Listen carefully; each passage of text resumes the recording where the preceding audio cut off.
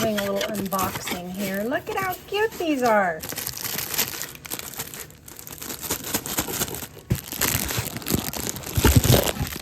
Look at them. Aren't they like the most adorable little things you've ever seen? These are mini Benetton baskets. Holy cow. I must have, guess I forgot to take a look at my hair before I turned the video camera on. I still have hat hair from being out in the barn. It's cold here, you guys. Is it cold where you're at? I've been freezing, so I had a beanie on and I just popped it off when I came in. But aren't those cute? I'm so excited to use these. I finally broke down and got some. So, hey guys, welcome back to Ashley's Homestead Adventures. We are in the kitchen tonight and we have got a whole bunch of just homestead bakery stuff to do. So let's get into it. And look at that starter. She looks like she is ready to go. So let's use her. We are gonna be making my original sourdough loaf, and this is what it looks like. The only thing that changes on this recipe, and I've mentioned it before, but I do now do 25 grams of oil in place of water. So it's actually 25 grams of oil. I actually use avocado oil and then 300 grams of water. That's something that I started doing to help make the loaves softer. So I have my 100 grams of my active bubbly starter in my bowl. I'm adding 25 grams of oil, 300 grams of water, and now I'm just going to whisk her up.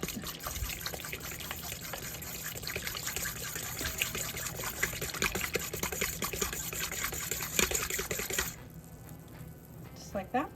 Then I'm adding 475 grams of flour and 10 grams of pink salt. Now I'm just going to mix this with my clean hand until I get a shaggy dough. Okay, I'm going to see if I have enough starter to start another loaf, and I do. So I'm going to repeat that process. 100 grams of starter, 25 grams of oil, 300 grams of water,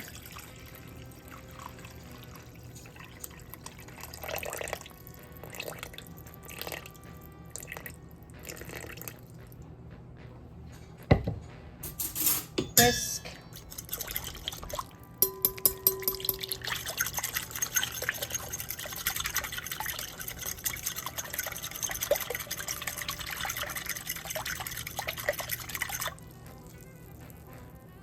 475 grams of flour, and 10 grams of sea salt. I'm sorry, is it even sea salt? No, it's Kirkland pink salt. Mix it with my hand until it becomes a shaggy dough.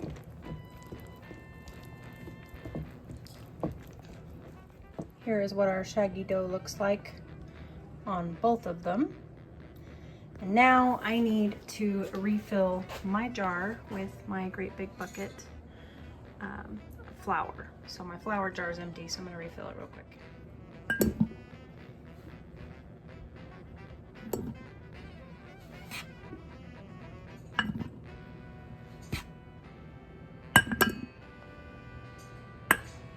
Just like that. Ta-da. Okay, and not because I think I have enough, but just because if I do have enough, I need to make one more loaf tonight. I'm gonna go ahead and see how much I've got left of Cheeky, and if I've got enough left, I'm gonna make one more loaf. I do have enough left, so we're gonna go ahead and repeat the process one more time. Starter, oil, water. I'm making a mess out of my kitchen, but it was already a mess, so it's okay. I'll clean it up later. Whisk. Just to break up the starter a little bit. That's really the only reason why I'm doing this. Flour and pink salt. Just like that. And now we're going to cover all three of these up with a kitchen towel and let them rest for 30 minutes, and then we'll start our stretch and folds. Okay, now real quick, I'm going to see how much starter I have left. I don't have much. I think I only have like 7 grams. There is not much left in that jar. Okay, 7 grams is what it was. So because I had so little, I only had 7 grams, right? I went ahead and I put the amount of water, which the amount of water I'm going to use to feed today is 30 grams. For my 7 grams of starter, I put it in my jar, and now I'm just swishing my jar all around, and I'm getting all of the starter off of the edges of my jar. So now this is what I have.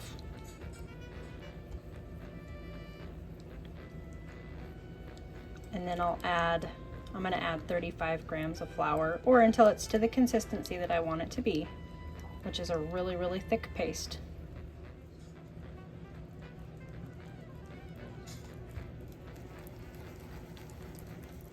All right, just like that. Now I'll put her in a jar and let her sit out and get happy again. Okay, we moved her to a little jar, to a pint-sized jar, and I'll let her sit on the counter, and then I'll feed her again in the morning, and then I'll bake with her again tomorrow night. I shouldn't say bake, I should say I will start more loaves with her tomorrow night. There won't be enough, I don't think, 7, no, there won't be enough there tomorrow to start another loaf in the morning, but if I feed it again with a 1-4-5 ratio, I will be able to start another loaf tomorrow night, which is perfectly fine. That fits my schedule for orders. I have everything here tonight that I need to have made up tonight and tomorrow morning, besides the cookies, and I need to make those next. To my bowl, I have added a whole stick of butter, a 1/2 cup of sugar, and a 1/4 cup of brown sugar. And now about 3 or 4 tablespoons of honey. I measured the honey with my heart. We are going to beat this with a handheld mixer for about 2 minutes. Okay, this is what it looks like now. My butter was a little bit cold. Usually it's creamier than this, but it'll be fine. I just did the cardinal sin, broke an egg in, and usually I'll put it in a cup first, but because I'm in a hurry tonight, I did the cardinal thing and I broke the egg in, and the egg had blood in it. So now this entire bowl is not good. So, let me recollect myself and come back. So that actually just made me realize that some of you may be going, Ashley, I don't understand. Why was there blood in the egg? When you buy grocery store eggs, your eggs are not fertilized. My eggs, all of my hens are in with roosters, and so my eggs are all fertilized. So they are undeveloped baby chicks. There's, the fertilization from the male into the hen. They're fertile eggs. I don't know how else to explain it. So that embryo, so to speak, is, only a day old, or however 2 days old, however long it takes to, from fertilization to get out of the hen's body. And so that is where the blood comes from. And for whatever reason, that egg, maybe it took longer in the tract. Maybe it was, ultra fertilized and burst. Maybe there was something wrong with it. If it were to go to full development, maybe there would be something wrong with the chick. I don't know. But that is something that we do with farm fresh eggs on a pretty regular basis, is we crack them in a separate bowl before we put them in with our goodies, because we know better, because they are fertilized and nobody wants blood in their goodies. So that's just kind of something that as farm people we get kind of used to doing. But the eggs from the grocery store aren't fertilized, so you never see a little speck of blood in your yolk of your eggs from the grocery store, because they're not fertilized. So that just explains that. I'm working on getting a new bowl and getting to the place that we left off at. So just a second. Okay, all new stuff. Let me get it mixed up. All right, now we just need our egg in our cup first. And I have left most of this one in the shell because I knew I wasn't going to be able to see inside the cup very well, but I wanted to make double sure. Nice yellow yolk, the color that we want it to be. I needed a half of a cup of sourdough discard. Into the bowl it went. A teaspoon of vanilla. And then we'll mix this up for another 30 seconds or so. Don't forget to scrape down the sides of your bowl first. Okay, half a teaspoon of baking soda, half a teaspoon of salt. Give that a little mix. And then I'm gonna add 2 cups of flour and mix. Slowly. Very slowly. Okay, we are all mixed. We're gonna add our chocolate chips, 1 cup of them. Okay, we are all mixed, but our breads are ready to be stretched and folded. Okay, so what we're gonna do is I washed my hands, and I'm gonna dip my hand into the water, and I'm gonna come over here, and I'm just gonna pick up a side of my dough. I'm gonna stretch it as far as I can without it breaking, and fold it over. Turn my bowl a quarter of a turn, get underneath it, stretch it as far as I can without it breaking, and fold it over. Quarter of a turn, stretch it as far as I can, fold it over. Quarter of a turn, get underneath it, stretch it as far as I can, and fold it over. And that's it. That is 1 stretch and fold for me. I'm gonna re-wet my hand. I'm gonna go to the next bowl. Get underneath it, stretch it up, fold it over. Quarter of a turn, stretch it up, fold it over. This takes practice, but it's really, really not hard, you guys. If the dough breaks, if you tear it once or twice, it's okay, you're learning. Dough is very forgiving. Sorry, I'm shaking it because I'm one-handed here. Okay, that one's done. Re-wet my fingers. Go for the third one. This one's a little bit moister. It's just more hydrated. It turned out that way, which just means that it has more water in it. Fold it over. Quarter of a turn. Get underneath it. Stretch. Fold it over. Quarter of a turn. Get underneath it. Stretch, fold it over. Okay, these are all done. We'll stretch and fold again in 15 minutes. Okay, I moved over to the other side of the kitchen because I don't have room on the side that we were on. So this just needs to get done up into 12 balls.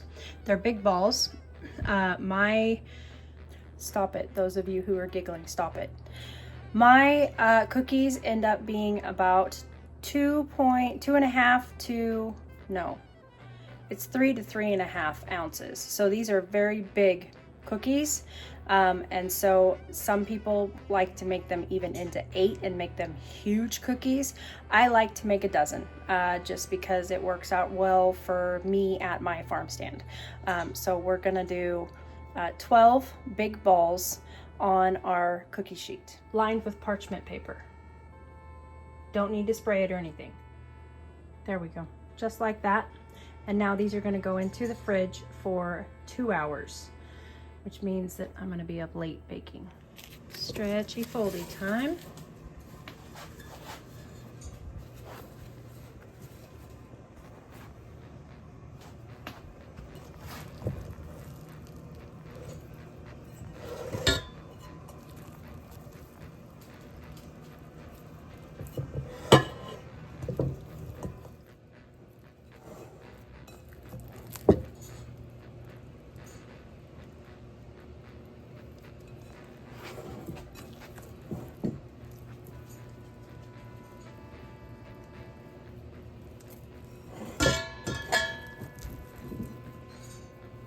Look at that, pulled all the way out of the bowl. All right, covered them all back up. In 15 more minutes, I'll be back. Here we go again.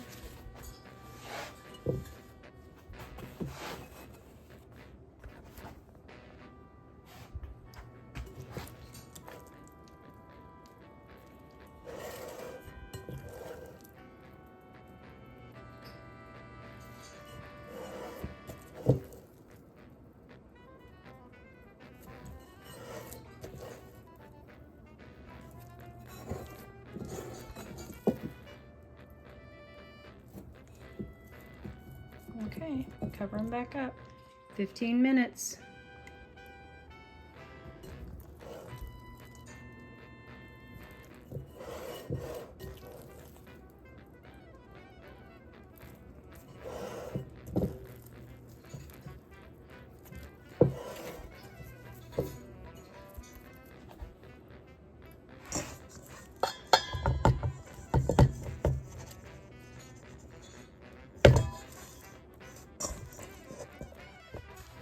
Cover them back up, and this time we go 30 minutes in between our stretch and fold.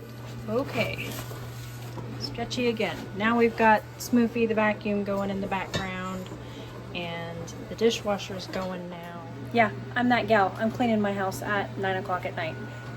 Some days are just that way. I try to be in bed at 9 o'clock at night, but some days it just doesn't happen. And now the dogs are pacing, so they need to go outside.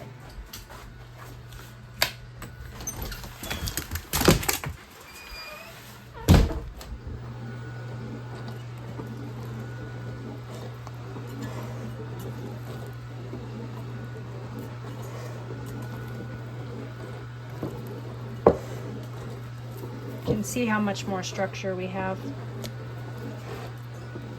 All right, let's see if this one's gonna be a pickle. Yep, I'm gonna be back.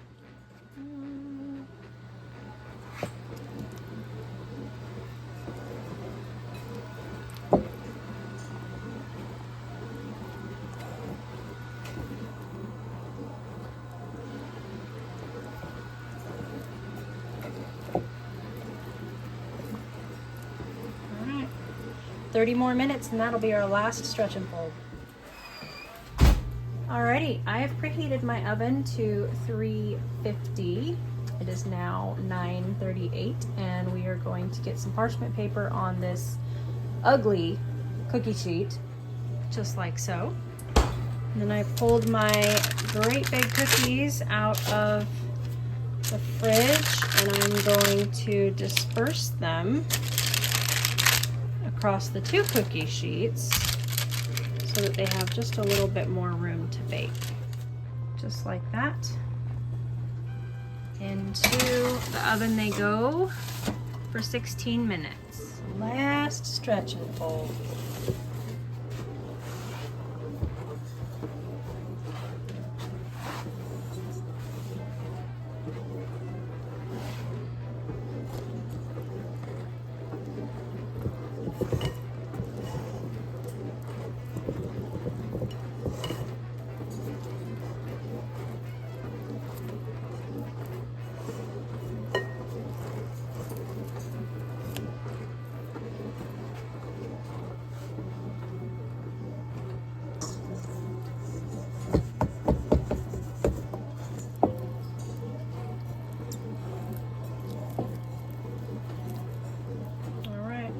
Cover them back up. And these guys are gonna bulk ferment on the counter overnight.